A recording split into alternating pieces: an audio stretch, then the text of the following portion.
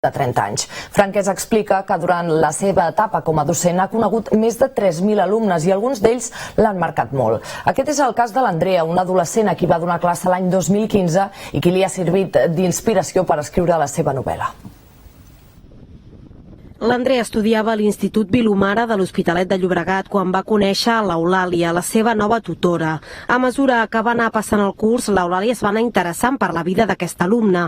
Un seguit de circumstàncies van fer que l'Andrea toqués fons en un moment determinat. Després de faltar uns dies la vaig trobar al bar de prop de l'Institut, del Vilomara, d'allà a Hospitalet, i em diu que no havia vingut a escola, que li vaig dir, bueno, tu què, penses venir o no? I em diu que no havia vingut a escola perquè li havia sortit malament un intent de suïcidi. I havia estat ingressada al clínic i a partir d'aquí, no és allò que diguis compta fins a 10 abans de decidir una cosa d'aquesta, sinó que li dones el mòbil, parles amb ella i comença una relació.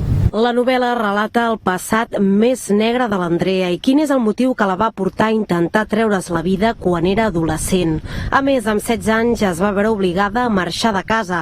5 anys més tard, l'Andrea ha començat a recuperar la seva vida i l'Eulàlia ha volgut plasmar aquesta història de superació personal a través d'una novel·la.